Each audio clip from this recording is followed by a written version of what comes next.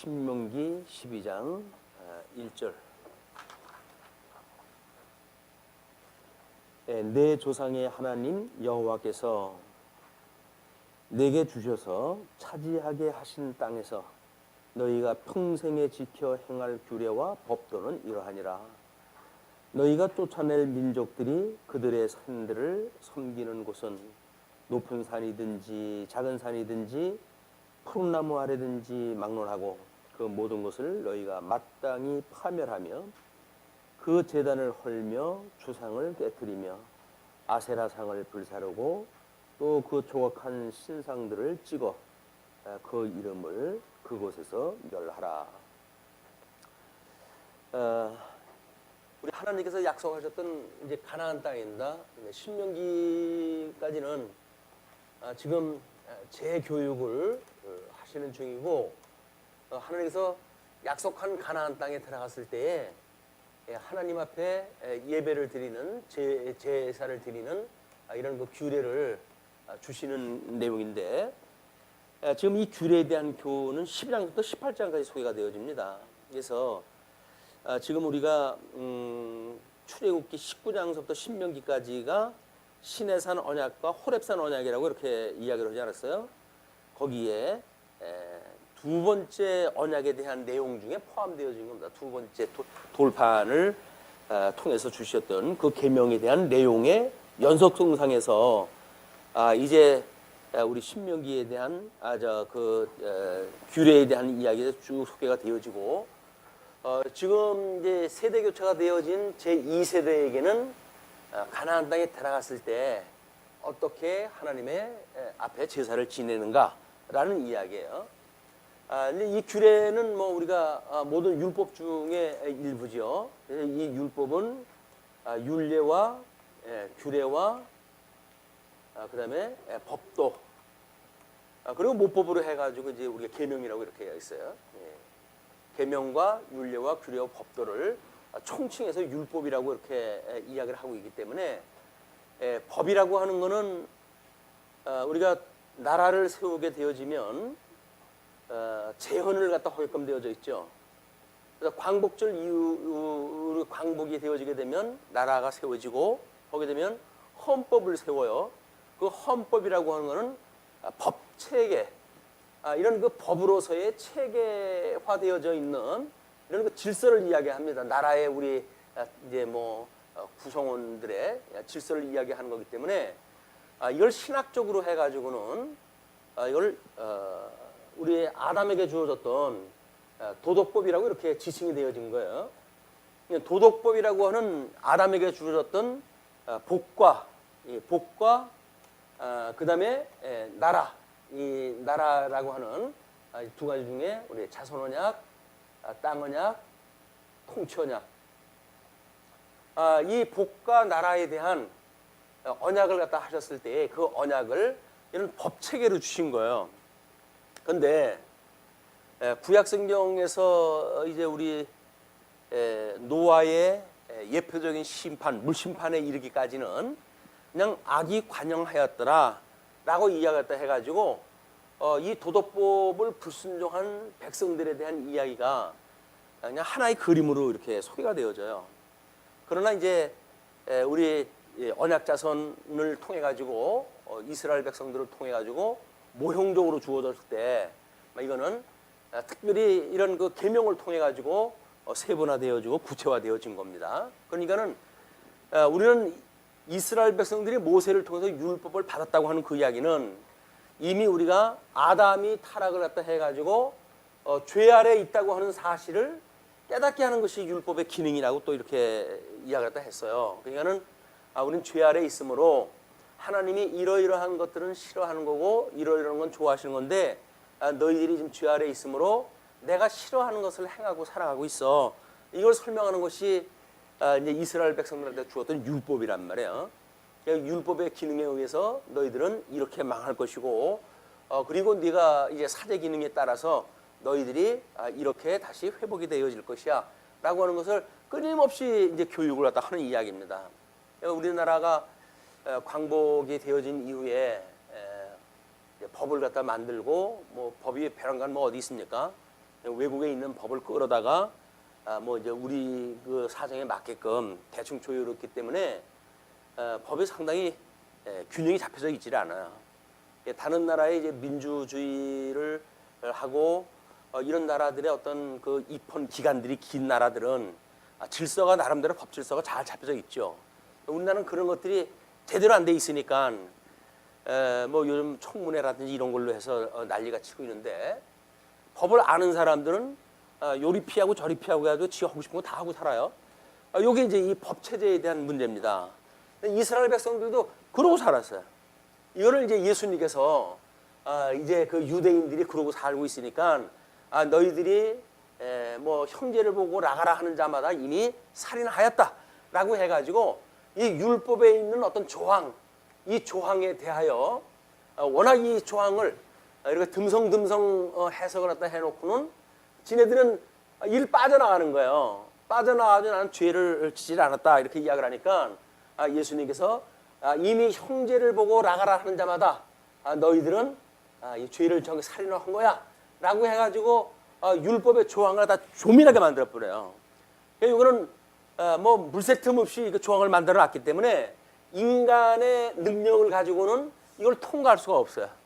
이걸 우리 주님께서 온전케 하신다는 이야기입니다. 이걸 온전케 하기 때문에 율법을 온전케 한 율법은 사람들이 뭐 언감생심 나는 죄가 없어요 이렇게 말할 수가 없는 거예요. 이렇게 이제 우리를 죄 가운데 가둬놓고 예수님이 내가 너희를 구원해 줄게 그런 그 이야기예요. 이것이 마태의 복음서부터 이야기되어지는 복음의 원리입니다. 어떻게 이제 율법을 온전케 하고 내가 이걸 폐하러 온 것이 아니야. 오히려 이걸 더 굳게 할 거야 라고 이야기도 하시면서 이걸 예수님께서 다 이루심으로 죄 아래 종로를 타고 있는 백성들을 구원하시는 역사가 실체적인 역사예요. 그게 아담의 언약을 이제 이루게 되어지는 여기도 마찬가지로 우리가 이 예수님으로 인해 가지고 이제 성령의 소욕과 육체의 소욕이라고 하는 두 요소를 가지고 있는 중생인으로 살아가게 되어진단 말이에요. 이 중생인은 영과 육과 그다음에 마음을 지어주시는 하나님께서 우리 성령의 소욕, 육체의 소욕 두 마음을 가지고 살아가게 하시니까 이런 가운데 우리가 어떻게 이 죄 아래서 이제 살던 그런 버릇대로 우리 하나님이 싫어하는 것을 행하고 살아가는가에 대한 문제. 이로부터 끊임없이 하나님의 말씀으로부터 오게 되어지는 성령의 소욕으로의 하나님 기뻐하시는 뜻을 따라서 살아가는 이런 그 우리 두 마음을 가지고 살아가는 거예요. 사실은 예수를 믿고 살아간다고 하지만 우리가 예수를 믿는다는 이야기는 우리가 이 죄 아래서 우리가 죽었어요라고 하는 고백을 갖다 하는 거예요. 그리고 우리가 하나님의 그 기업에 내가 참여한 바가 되어졌습니다. 그래서 예수님과 함께 죽고 예수님과 함께 살았습니다. 라고 하는 신앙 고백이 우리의 중생인의 믿음의 상태란 말이에요. 근데 우리는 예수님을 믿는다고 그러면서도 이거를 고집하기도 하고 이걸 죄라고 한다면 하나님의 교훈을 듣게 되어지게 되면 이게 이제 하나님의 말씀으로 되어지는 건데 이 말씀, 이 교훈을 받게 되어지게 되면 마땅히 우리가 하나님이 싫어하시는 걸 행하고 살던 우리들의 마음은 끊임없이 책망을 받아야 됩니다. 성경 말씀을 들었을 때 우리는 책망을 받아야 돼요. 나 말할 수 없는 죄인이다. 이렇게 은혜로 구원을 받았음에도 불구하고 여전히 성령 이 육체의 소욕으로 인해서 내가 하나님 앞에 범죄를 하면서 살아가고 있구나. 우리를 시험에 들게 하지 마시고 이걸 악에서 구해 주세요라고 하는 끊임없이 우리 기도가 필요한 거거든요. 이렇게 해야 이제 교훈과 책망과 이렇게 살아가는 것이 바르게 함과 그다음에 의로 교육하는 거예요. 이 바르게 한다라고 하는 것과 의로 교육하기에 합당한 것이 하나님의 말씀이란 말이에요.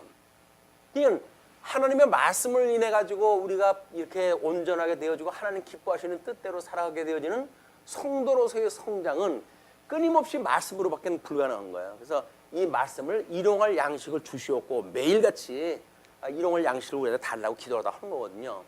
근데 일용할 이것이 양식이 없다고 한다면 우리는 끊임없이 사단이 미혹하는 그래서 세상이 우리들한테 흔들어대는 이걸 우리는 줄레줄레 따라갈 수밖에 없어요. 당근을 따라가면서 여전히 그것이 교회 문화가 됐든 마찬가지입니다. 교회 문화가 세속 문화를 그대로 끌어들여 가지고 지금 말할 수 없는 어떤 그 교회 문화가 만들어지는 것도 세속 문화가 전부 이 교회 안으로 들어와서 그렇거든요. 이걸 우리가 어떻게 분별되어지는가는 끊임없이 하나님의 말씀을 가지고 연구하는 수밖에 없다.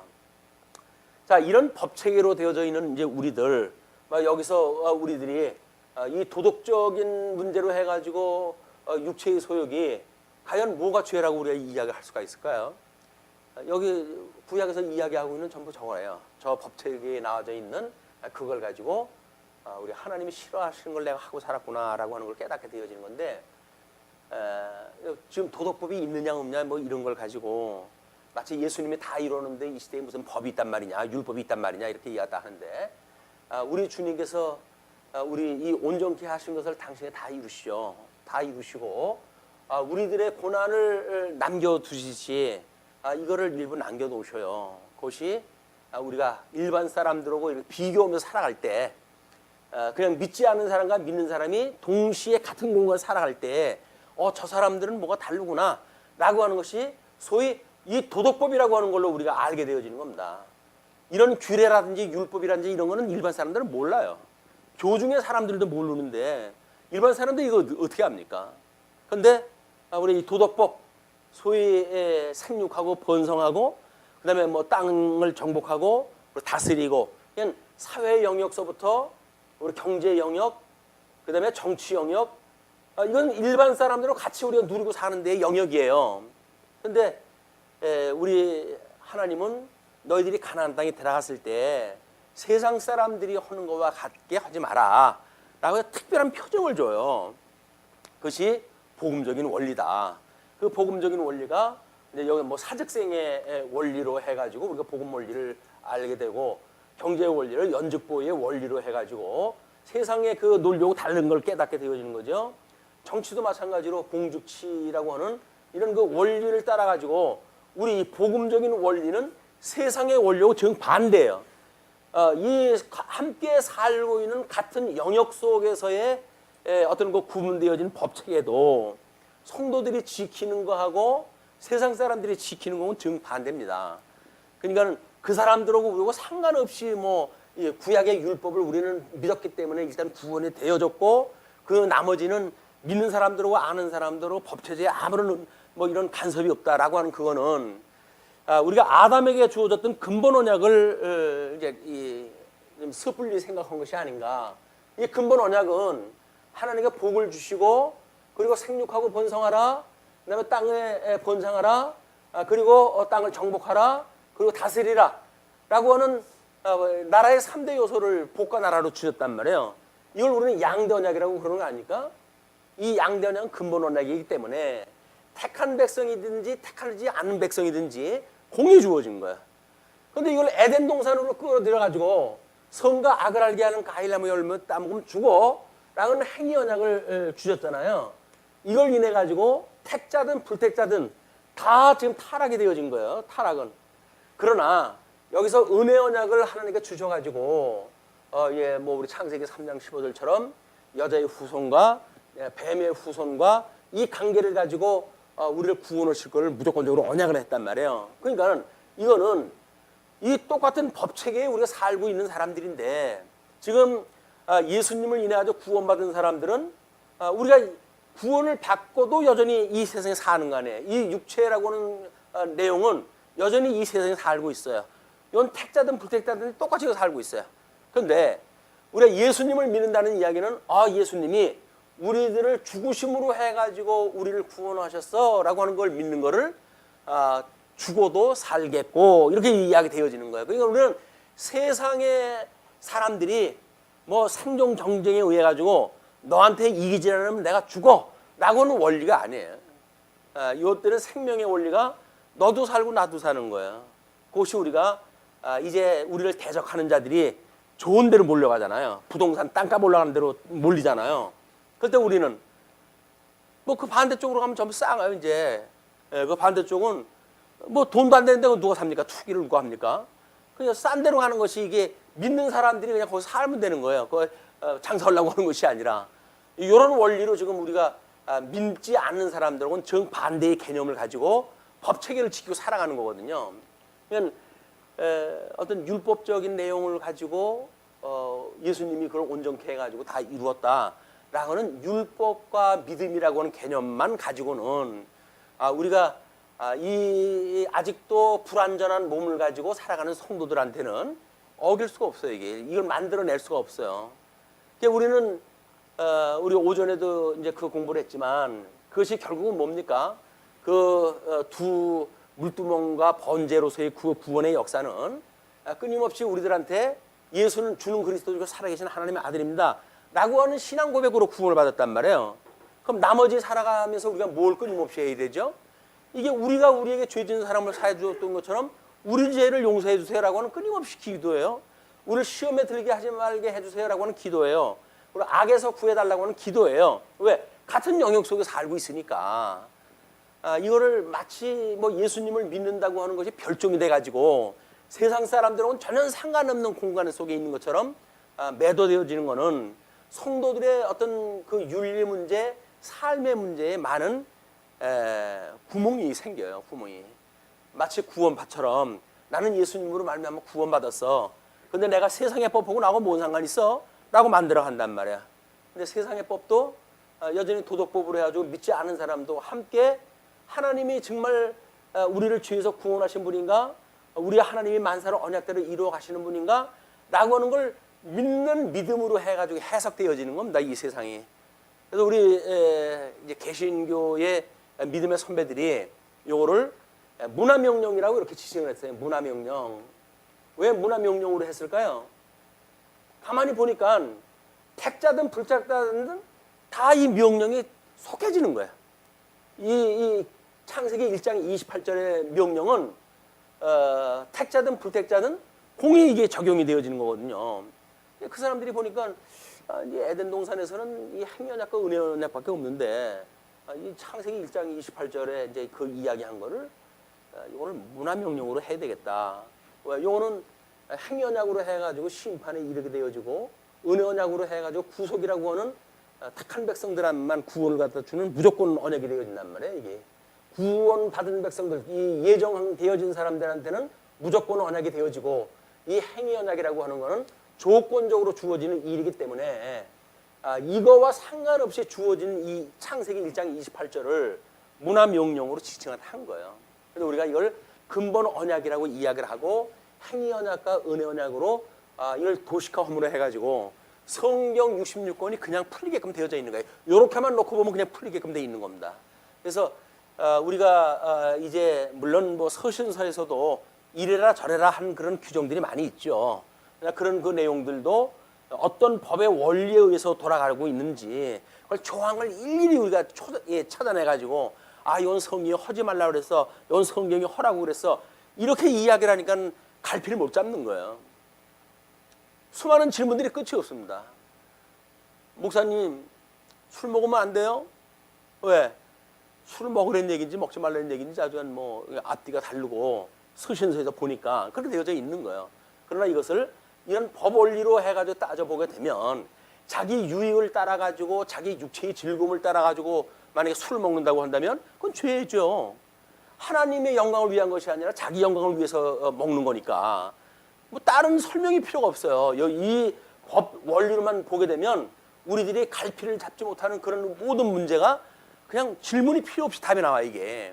왜냐하면 믿지 않은 사람들하고 공이 살아가는 공간 속에서 우리 어떻게 시험에 들지 않고 이 죄로부터 구원을 시켜달라고 하는 끊임없는 기도로 살아갈 것인가에 대한 문제이기 때문에 그렇습니다. 이렇듯이 가나안 땅 참 안식을 주는 예수 그리스도 주님의 몸된 교회에서 이제 우리가 누리는 거란 말이에요. 이걸 모형적으로 주어진 것이 가나안 땅이라고 하는 것, 하나님이 약속한 땅, 가나안 땅 들어왔을 때 어떻게 섬길 것인가의 문제예요. 그거를 12장 1절부터 3절까지는 지금 산당과 우상을 파괴할 것 이렇게 이야기를 했어요. 제일 먼저 중요한 것이 하나님 앞에 우리 하나님을 섬겨야 되는 대신 계명을 따라서 살아가야 되는데 이 대신 계명을 이루기 위해서는 모든 산당을 부수고 우상을 타파하고 이것이 제일 조건이에요. 이것이. 그러니까는 가나안 땅 들어가게 되면 너희들 다 깨트려버려 그 이야기예요. 아직도 우리가 예수를 믿고 구원을 받았는데 불구하고 이제 우리 하나님이 약속하셨던 이제 믿음의 영역 속에 우리가 사는 거 아니에요. 그런데도 불구하고 우리의 육체는 우리가 섬기던 거, 세속적인 것, 이걸 그대로 와가지고 섬기는 그런 일들을 구약성경은 저런 식으로 해가지고 하지 말랐다는 이야기죠. 다 파괴하다 해버려라, 깨트려버려라, 그런 이야기예요. 이런 법체계가 새로운 새 계명으로의 법체계로 바뀌어지는 일이죠. 자, 그래서 그 제단을 헐고 주상을 깨트리고 제단이라든지 수상이라든지 하는 그 이야기는 사실은 이 우상덩어리입니다. 우상덩어리. 우리는 오직 예수 그리스도로만이 이 구원을 우리가 받을 수 있어요 라고 하는 이야기인데, 이걸 미혹하는 자들은 예수 그리스도가 아닌 우리들의 의지, 뭐 우리들의 문화 또는 우리들의 종교, 뭐 이런 어떤 일련의 것을 가지고 이걸 누릴 수 있다는 거예요. 근데 아닙니다. 이걸 다 깨트려 버려야 돼요. 이거는 거짓말 하시는 분들의 그런 그 이야기는 다 깨트려 버려야 되는 거예요. 오직 이제 말씀으로만 예수 그리스도만 우리의 생명이 돼 가지고 우리를 이 사망의 구동통로부터 악에서 구원하실 수 있는 분이다. 이 이야기죠. 그다음에 이제 4절서부터 7절을 보시게 되면 하나님께 바쳐야 할 제물 규례예요. 뭐 여기서 이제 그 제사의 대상이라든가 아니면 이런 사당이라든지 뭐 이런 거는 제단에 대한 걸로 우리가 압축을 갖다 할 수가 있겠죠. 이제 다음은 제물에 대한 이야기입니다. 이 제물로 어떻게 드릴 것인가. 4절 너희의 하나님 여호와께서는 너희가 그처럼 행하지 말고 오직 너희의 하나님 여호와께서 자기의 이름을 두시려고 너희 모든 지파 중에서 택하신 곳인 그 계실 곳으로 찾아 나아가서 너희의 번제와 너희의 제물과 너희의 11조와 너희 손의 거저와 너희의 서원제와 낙헌 예물과 너희 소와 양의 처음 난 것들을 너희는 그리로 가져다가 드리고 거기 곧 너희의 하나님 여호와 앞에서 먹고 너희의 하나님 여호와께서 너희의 손으로 수고한 일에 복 주심으로 말미암아 너희와 너희의 가족이 즐거워할지니라. 지금 하나님이 이제 이 제단을 청결케 해가지고 오직 하나님의 이름을 두실 곳이 이제 있게 되어지는데 거기에 너희들이 가장 제물을 드려가지고 제사를 드려라, 그런 그 이야기죠. 일단은 이 제단이 정결케 되어진 후에 하나님의 이름을 두신 곳이라고 이렇게 이야기를 했어요. 하나님의 이름을 두신 곳, 우리 지성소의 시계판, 우리 십계명의 돌판 있는 곳, 그것을 우리 하나님의 이름을 두신 곳이라고 이렇게 이야기를 하죠. 하나님의 이름을 두신 곳이라고 한다면 결국 우리 예수 그리스도를 인하여서 하나님이 어떠한 분인가를 이분으로 우리가 영접하게 되어지고 믿게 되어지니까 결국은 예수 그리스도의 이름으로 그 이야기예요. 그죠? 예수 그리스도 영광의 강체가 되시는 예수 그리스도의 이름으로 하나님 앞에 예수 그리스도 제물로 삼아 가지고 우리는 그 위에 드리는 관제물로 드린 바가 돼 가지고 이걸 온전케 해가는 제사가 되어지는 겁니다. 두 번째 제물까지 되어지고 세 번째 8절로 14절까지 지정된 장소에만 제물을 드릴 것. 아마 그 1절서부터 7절까지의 반복적인 이야기일 수가 있을 것 같아요. 이제 8절로 14절의 이야기입니다. 우리가 오늘 여기에서는 각기 소견대로 하였거니와, 그러니까 소견 좋은 대로 했다고 하는 그 이야기는 우리가 어떤 육체적 제한을 받고 있는 곳, 그래서 광야에서 주어지는 환경에 따라서 또는 믿음의 정도에 따라 가지고 결국은 불순종을 하며 살아왔거든요. 그리고 가나안 땅 못 들어갔던 초기도 마찬가지죠. 사사세 때의 특징이 뭡니까? 왕이 없으므로 각자 자기 소견 좋은 대로 살았더라, 그 이야기예요. 하나님의 말씀이 없으면 자기 소견 좋은 대로 살아갈 수밖에 없어요.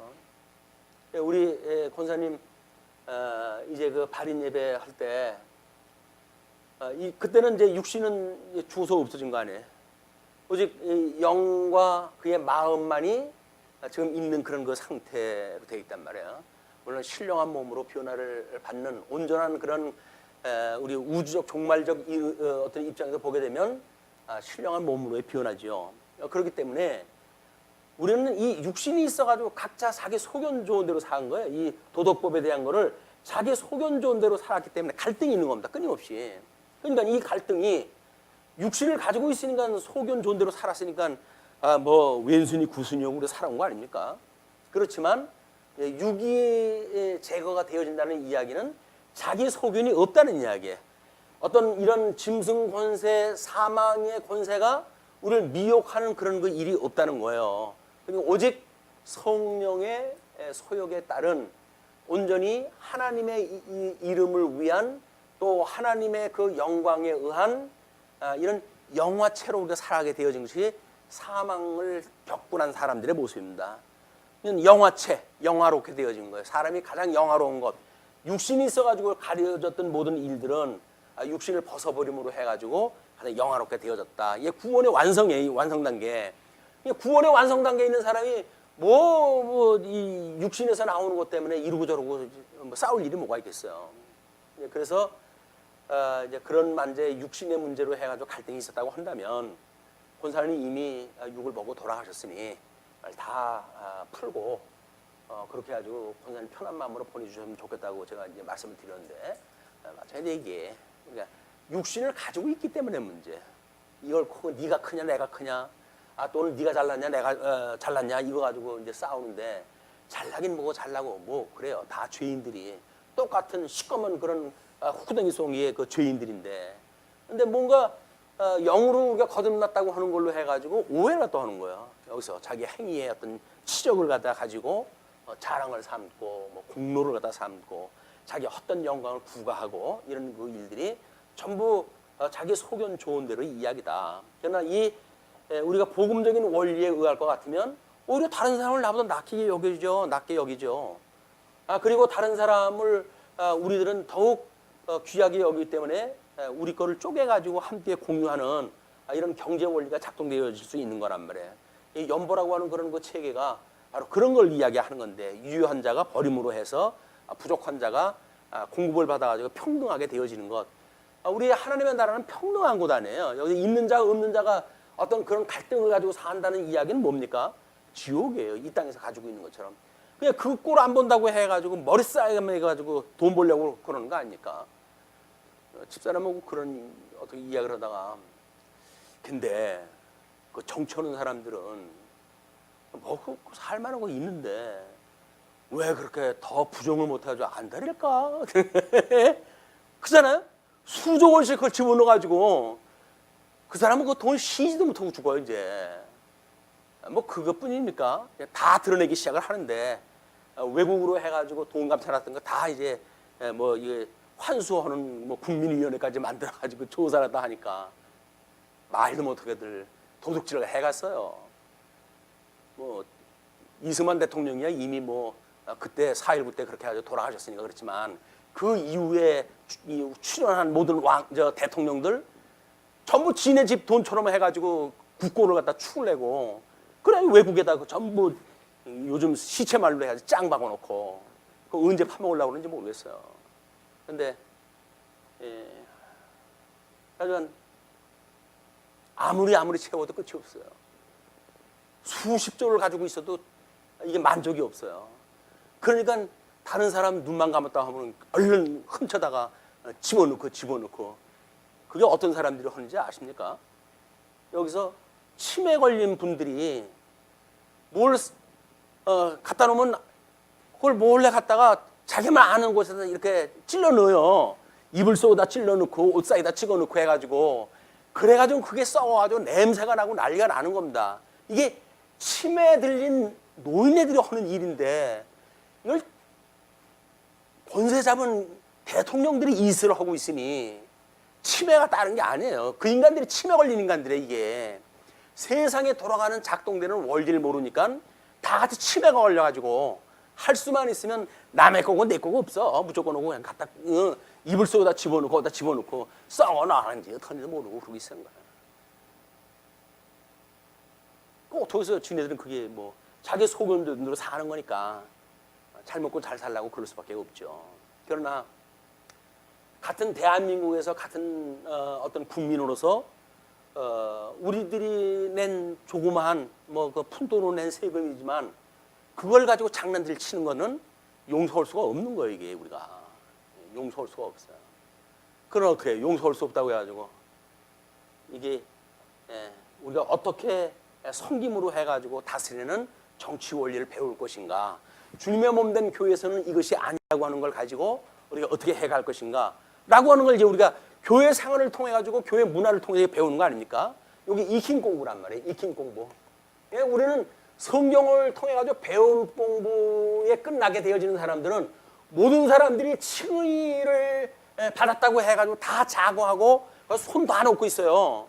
그러나 이 익힌 공부에 이르는 사람들만 이 칭의가 아니라 주님께서 끊임없이 너희들을 사랑하셨다, 끝까지 사랑하셨다 라고 하는 견인의 이 원리로 인도하다 하시는 겁니다. 이 견인까지 이르렀던 사람들이 육신의 장막을 벗어버렸을 때 영화인이 되는 거예요. 이게 견인에 이르기 전까지는 뭐 중생이 됐다고 자기는 믿죠. 구원받은 사람이 멸망받을 수 있습니까? 라고는 이론을 가지고 덤벼들거든요. 그런데 구원받았다고 한다면 그렇게 살질 않아요. 아니, 복음의 원리를 알고 예수님의 통치를 받는 사람이 어떻게 지 좋은 대로 살아가겠어요? 난 그래 그 사람이 장로라는 게 너무 싫어. 교회 장로나 되는 사람이 그러고 살아가지고 도대체 뭔 복음을 그래가지고 수백 명 전도를 하다 험 모르고 교회에 봉사하다 험 모릅니까? 너무 창피해. 그런 사람이 성도라는 거는 너무 창피해요. 그런데 어떻게 했어요? 뭐 그래도 목사 앞에서 무릎 꿇고 기도했다고 해가지고 온 교회가 찬송을 하고 찬양을 다 하고, 성령이 뭔지 말씀이 뭔지 생명의 세계가 뭔지 이런 걸 모르는 사람들은 여전히 형식 속에서 살아갈 수밖에 없다. 그러니 이제 거기서 너희들이 할 때 11절에 이렇게 이야기를 하죠. 9절 너희 하나님 여호와께서 주시는 안식과 기업에 아직은 이르지 못하였거니와, 지금 이제 이쪽 동편에 있으니까 너희가 요단을 건너 너희 하나님 여호와께서 너희에게 기업으로 주시는 땅에 거주하게 될 때, 또는 여호와께서 너희에게 너희 주의 모든 대적을 이기게 하시고 너희에게 안식을 주사 너희를 평안히 거주하게 하실 때에, 너희는 너희 하나님 여호와께서 자기 이름을 두시려고 택하실 그곳으로 내가 명령하는 것을 모두 가지고 갈지니, 곧 너희의 번제와 너희의 희생과 너희의 11조와 너희 손의 거제와 너희가 여호와께서 원하시는 모든 아름다운 선물을 가져가고, 너희와 너희의 자녀와 노비와 함께 너희의 여호와 앞에서 즐거워할 것이요. 누구와 함께? 아비와 자녀, 주인과 노비. 이거는 상반되어진 거예요. 이게 상대적 관계에 있는 사람들이에요. 이건 언감생심. 이 모세가 있었을 당시에 뭐 우리 예수님 오셨을 때만도 그러는데 종이나 노예라고 하는 그 이야기는 부속물이었어요. 부속물. 말할 수 있는 가구라고 이렇게 할 정도로 그런 사람들인데, 이거를 지금 원리 함께 기뻐하라고 해요. 진리와 함께 기뻐하라는 거 아니겠어요? 그게 사랑이란 말이에요. 우리가 이 소견 좋은 것이 아니라 진리, 하나님의 말씀 안에서 우리가 진리와 함께 기뻐하는 것, 함께 더불어요. 더불어 함께 기뻐하라. 기뻐하는 것, 이거는 함께 기뻐하는 것이 사랑이라니까요. 진리는 우리가 사랑이라고 하는 건 뭐예요? 사랑, 수많은 조항을 쭉 이야기하다가 진리는 그 사랑은 진리와 함께 기뻐하고 라고 그러잖아요. 그게 사랑이에요. 진리도 없는데 여기서 뭐 손잡고 뭐 인사하고 한다고 해가지고 사랑이 아닙니까? 우리가 알고 있는 진리, 하나의 생명 안에 우리가 있기 때문에 같은 생명이라고 하는 이야기예요. 당신과 나는 한 몸입니다, 한 생명입니다 라고 이야기를 하니까 그 사람들의 관계가 사랑의 관계지. 예수님과 나는 속했는데요, 당신은 예수님하고 속했나요? 예, 나도 예수님에게 속했어요. 나는 죽어서 없고 이제는 예수님과 더불어 살아가는 사람이에요 라는 성도라고 우리가 시인을 갖다 하게 되는 사람들이 더불어서 사는 것이 주님의 몸된 교회고 사랑의 관계란 말이에요. 근데 나는 아직 예수님하고 함께 죽지 않았습니다. 세상의 거 아직도 못 누려가지고 내가 안달이 났기 때문에 아직은 내가 그러기는 시간이 일러요. 나중에 죽을 때쯤 가가지고 그때나 가면 뭐 내 욕심 다 없어지고 그때 하나님께서 그래 이제는 너 나와 함께 죽자 이렇게 이야기해서 믿을는지 모르겠지만 그렇지는 않습니다. 이미 우리의 소욕이라고 하는 그 이야기는 예수님 아래서 죽을 때 모든 죄의 소욕이 다 죽어버린 거예요. 그걸 믿는 것이 우리 세례받은 거라니까요. 우리는 소욕이 다 죽었다고 고백을 하는데도 불구하고 아직도 이 육체의 소욕이 우리들한테 강하게 어필했다 하니까 그때마다 주님 앞에 기도하는 일이죠. 나를 애굽에서 인도내셨던 하나님, 그러나 우리가 바벨론의 포로로 끌려갔다고 했던 우리들을 구원하실 수 있는 능력이 있는 분 아니에요? 죽었던 우리 살리셨는데 포로로 갔던 사람 구원하는 것이 하나님의 능력이 아닙니까? 그러니까는 죄에서 죽었던 나를 살리셨던 주님, 여전히 이 육신의 소욕으로 인해 가지고 하나님 앞에 우리 죄를 고백할 때마다 우리의 죄를 용서하시고 우리와 함께하여 주옵소서라고 하는 것이 우리 기도란 말이에요. 자, 그래서 이제 이쪽에 그 사랑의 관계에 이런 어떤 소견이라고 하는 것은 상대적인 입장인데 이 상대적인 입장을 우리 서신에서 설명한 것이 뭡니까? 남편과 아내 관계, 남편과 아내, 또는 주인과 종, 상전과 종, 뭐 이렇게 설명이 되어지죠. 그 다음에 이 아버지, 부모와 자녀, 전부 예속되어질 수 있는 사람들이에요. 그러나 이것이 예속 관계가 아니라 평등한 관계란 말이에요. 진리 안에서 함께 우리가 기뻐할 수 있는 평등한 관계. 이것이 우리가 보는 복음의 원리에 의해서만 가능한 거다 이게. 그리고 너희와 너희의 자녀와 노이와 함께 너희의 하나님 여호와 앞에서 즐거워할 것이요 네 성중에 있는 레위인과도 그리할지니 레위인은 너희 중에 분깃이나 기업이 없음이니라. 그래서 그 어떤 종교 활동에 전념을 갖다 해야 되는 사람들이 있는데 그 사람들도 그렇게 해라. 13절입니다. 너는 삼가서 내게 보이는 아무 곳에서나 번제를 드리지 말고 뭐 시간이 있으면 그냥 거기서 그렇게 한다고 해가지고 하지 말고 오직 너희의 한 지파 중에 여호와께서 택하실 그곳에서 번제를 드리고 또 내게 명령하는 모든 것을 거기서 행할지니라. 여기서 이런 제단과 제물과 제사장이라고 하는 이런 제사의 3요소가 제대로 돼야 되는 거예요. 그러니까 우리 복음서에서 결국 예수 그리스도의 마지막 제사직을 완성을 보게 되면 이 세 단계로 완성이 되어진 거예요. 예수님의 그 제사의 3직을 맡아보면서 그 증거를 다 한 겁니다. 다음에 이제 15절로 19절 보시게 되면 제물을 먹을 수 있는 장소와 규례를 이야기합니다.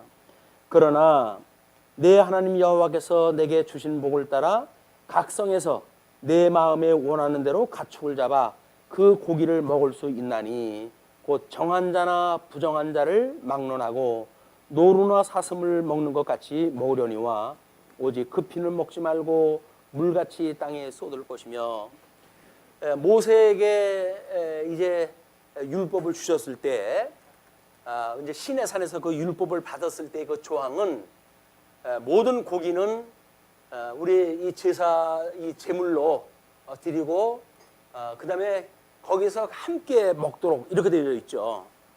하나님 앞에 먼저 바치고 남은 걸 나누어 가지고 먹을 수 있도록 이렇게 했는데 지금 이제 가나안 땅에 들어가게 되면 이거는 상당히 넓은 지역으로 확산되어 갈 거 아닙니까 사람들이. 그렇기 때문에 성전은 한 곳이고 고기 먹겠다고 해가지고 거기까지 올 수는 없잖아요. 그러니까는 고기는 너희들 있는 장소에서 먹어도 좋다. 이렇게 완화책을 갖다 쓰는 거예요. 완화책. 그 완화를 쓰는 이유는 뭘까요? 모세로부터 받았던 율법의 원리가 무엇인가를 충분히 알았을 적에는 그 성전에 들어오느냐 안 들어오느냐를 뛰어넘을 수 있는 우리들의 해석의 범주가 넓어진다는 거예요. 그만큼. 그걸 조항으로 딱 따지게 되면 옴짝달싹 못하잖아요. 근데 복음적 원리를 알게 되면 믿음의 수준에 따라서 또는 뭐 우리 받은 은사를 따라 가지고 해석이 그냥 넉넉하게 해석이 되어지는 거예요. 그걸 모르는 사람들을 보게 되면 이제 틀 속에다 우리를 가둬 가지고 옴짝달싹을 못하게 하는 겁니다. 그게 율법주의라고 이렇게 이야기하다 하는 겁니다. 자, 그렇게 하면 너는 곡식과 포도주와 기름의 11조와 내 소와 양의 처음 난 것과 내 소원을 갚는 예물과 내 낙헌 예물과 내 손의 거제물은 내 각성에서 먹지 말고, 제물로 드릴 거는 거기서 먹지 말고 오직 내 하나님 여호와께서 택하실 곳에서 내 하나님 여호와 앞에서 너는 내 자녀와 노비와 성중에 거주하는 레위인과 함께 그것을 먹고 또 내 손으로 수고한 모든 일로 말미암아 내 하나님 여호와 앞에서 즐거워하되 너는 삼가 내 땅에 거주하는 동안에 레위인을 저버리지 말지니라. 이 경계가 이스라엘 백성들이 바벨론의 포로로 끌려갔다가 다시 회복해 왔을 때 이 절실하게 이 위반 사건이 일어나죠. 그러니까 하나님께서 그들한테 뭐라 그러는 게, 돌아온 사람들한테 너희들이 11조를 내봐라. 그러면 하나님께서 너희들을 왜 복을 안 주겠냐, 그렇게 이야기도 하잖아요. 그 이야기는 뭐예요? 결국은 그 사람들이 11조를 내지 않으니까 그 재물을 가지고 성전을 섬겨야 될 사람들이 섬길 수가 없는 거예요. 그 어떻게 자기도 먹고 살아야 되니까 세상에 나가지고 뭐 씨 뿌리러 나가고 뭐 농사 지러 나가고 그러니까는 성전 섬길 사람이 없는 거예요. 성전을 지킬 사람이 없으니까 결국은 하나님의 이름을 두신 곳에 예배가 없어지고 그렇게 되어지니까 결국은 하나님께서 그 나라를 회파시키시는 겁니다. 그러면서도 왜 우리 이렇게 제사를 드리는데 안 받아줍니까? 이렇게 이야기를 하는데, 아니 11조를 갖다 드리라 그러면 절름벌이 갖다가 드리고 흠 없는 거를 바치라고 그랬더니 지네들 제일 값어치 안 나갈 거 이런 거 골라가지고 하나님 앞에 제물로 드리면서 뭘 복을 받겠다고 그러겠어 이 인간이. 그러니까 하나님 앞에 어떠한 마음을 가지고 사는가. 종교라고 하는 것이 일반 종교도 이게 마루종자입니다. 마루종자. 뭐 산마루, 뭐 지붕의 그 마루 이렇게 하잖아요. 제일 꼭대기라면 꼭대기. 이 꼭대기에 있는 가르침을 지금 우리 받고 있는 것이 종교인데 겨우 세상에서도 감당하지 못할 그런 허접스러운 걸 가지고 제물을 드리고 뭐 제사를 드렸다고 하는 거를 하나님이 그걸 받으시겠어요? 하나님께 그래도 그냥 모른 척하고 내버려 두지. 나만 같으면 싹 밟아버릴 것 같아요. 그냥 예의 인간들하고. 그냥 하나님은 그냥 계신지 안 계신지 그냥 가만히 계시잖아요. 그래 이것들이 갈수록 태산이야 이제. 이렇게 해도 하나님 뭐 아무렇지 않구나. 그냥 결국 망하는 거예요 그 나라가. 유대가 망하고 급기야 이제 뭐 그렇게 했기 때문에 망하는 것이 아니라 망할 때가 돼서 그렇게 그 지경으로 살게 되고 그러고 끝내 이제 뭐 우리 예수님이 오실 때까지 광복을 못한 그런 그 모습을 보게 되어집니다. 자, 이제 그렇게 하면서 20절서부터 28절을 보게 되면 고기는 먹되 피는 먹지 말라고 이렇게 이야기를 합니다. 내 하나님 여호와께서 내게 허락하신 대로 내 지경을 넓히신 후에 내 마음에 고기를 먹고자 하여 이르기를 내가 고기를 먹으리라 하면 내가 언제나 마음에 원하는 만큼 고기를 먹을 수 있으리니 만일 내 하나님 여호와께서 자기 이름을 두시려고 택하신 곳이 내게서 멀거든 내가 내게 명령한 대로 너는 여호와께서 주신 소와 양을 잡아 내 각 성에서 내가 마음에 원하는 모든 것을 먹되 정한 자나 부정한 자를 막론하고 노루나 사슴을 먹는 것 같이 먹을 수 있거니와 다만 크게 삼가서 그 피는 먹지 말라. 피는 그 생명인즉 내가 그 생명을 고기와 함께 먹지 못하리니 너는 그것을 먹지 말고 물같이 땅에 쏟으라. 너는 피를 먹지 말라. 내가 이같이 여호와께서 의롭게 여기시는 일을 행하면 너와 내 후손이 복을 누리리라. 오직 내 성물과 소원물을 여호와께서 택하신 곳으로 가지고 가라. 내가 번제를 드릴 때에는 그 고기와 피를 내 하나님 여호와의 제단에 드릴 것이요 내 제물의 피는 내 하나님 여호와의 제단 위에 붓고 그 고기는 먹을지니라. 그래서 이 노아의 홍수 이후로부터 육식이 가능해졌는데 대신 피는 곧 생명이니까 피를 먹지 말라고 이제 금기시했어요 하나님께서.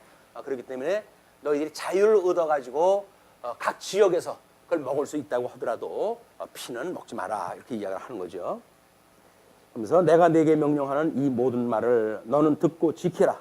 내 하나님 여호와의 목전에서 선과 의를 행하면 너와 내 후손에게 영구히 복이 있으리라. 그래서 이 행위 언약이라고 하는 율법이라고 하는 하나님이 좋아하심과 싫어하심을 법으로 주었을 땐 좀 행위 언약에 그 순종하면 복이고 불순종하면 저주가 임하게 되어지는 것이 우리 아담에게 주었던 그런 그 근본적인 법을 모형적으로 보여주기 때문에 원리는 똑같이 작동이 되어진다.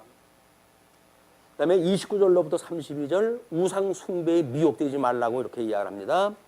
내 하나님 여호와께서 내가 들어가서 쫓아낼 그 민족들을 내 앞에서 멸절하시고 내가 그 땅을 차지하여 거기에 거주하게 하실 때에 너는 스스로 삼가 내 앞에서 멸망한 그들의 자취를 밟아 올무에 걸리지 말라. 또 그들의 신을 탐구하여 이르기를 이 민족들은 그 신들을 어떻게 섬겼는고 나도 그와 같이 하겠다 하지 마라. 하지 말라는 걸 골라서 해요, 이 인간들은. 그렇기 때문에 이제 그걸 다 지워버렸기 때문에 없잖아요. 그럼 우정 연구하러 다녀요. 쟤네들은 어떻게 제사를 드렸지 하는 거를 연구해가지고 그래가지고 그 방법을 이제 취해요. 이게 말릴 수 없는 것이 인간들입니다. 타락한 인간. 하나님과 같이 되고자 했던 그런 그 아주 불량스러운 피조물들. 그리고 선악을 하는 일에 하나님과 같이 되어져 가지고 마치 하나님 자리에 올라간 모든 타락한 인생들이 그 모양으로 살아가는 거예요. 내 하나님 여호와께서 내가 그와 같이 행하지 못할 것이라.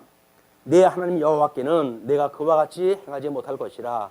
그들은 여호와께서 꺼리시며 가증히 여기시는 일을 그들의 신들에게 행하여 심지어 자기들의 자녀를 불살라 그들의 신들에게 드렸느니라. 심지어 생육하고 번성하라고 해가지고 그 엄청난 교육을 시켜온 거 아닙니까? 근데도 불구하고 가나안 땅 들어가가지고 이제 뭐 생육 번성 다 됐는데 뭐 자녀 많은데 뭐 그 중에 한둘로 없어진다고 뭐 문제 되겠냐? 라고 해가지고 그 제사를 드려가지고 불로 지나가게 해가지고 죽여버리는 이런 그 제사도 불사하는 것이 이 가나안 땅에 들어갔던 이스라엘 백성들의 타락상이에요. 타락상. 그런데 그래도 제일 우리 종교인데 제일 좋은 걸로 재물을 삼아야 될 거 아닙니까? 그게 뭐예요? 자기가 가장 사랑하는 자기의 분신인 자녀를 하나님 앞에 드리는 것만큼 하나님이 감복할 그런 그 재물이 어디 있겠느냐? 우리 아브라함도 자기 아들을 드려가지고 하나님 앞에 칭찬받았는데 나도 내 새끼를 가지고 하나님 앞에 드리라. 이렇게 해가지고 드리는 사람들 많습니다. 뭐 이거는 지금도 많아요. 어떻게? 우리 하나님의 이름으로 제가 제 아들을 하나님 앞에 바칩니다. 뭐 이렇게 해가지고 쓸데없는 서약을 갖다 하고 이래가지고 고민하는 사람들 많습니다. 서약을 하게 되면 서약 하는 놈마다 제대로 이 살아가는 놈들이 없어요. 다 그냥 삐딱하게 나가지. 옛날 우리 어른들이 자꾸 그렇게 교육을 시켜서 그래요. 제일 소중한 걸 바쳐라. 하나님이 사랑하는 걸 바쳐라. 이야기하니까 난 돈도 없고 아무것도 없는데요. 그래 우리 자식이나 바칠까요? 그럼.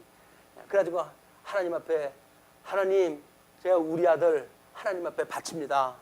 우리 한나가 하나님 앞에 우리 사무엘을 바쳤듯이 저도 그렇게 바치오니 주여 내 마음을 받아주옵소서.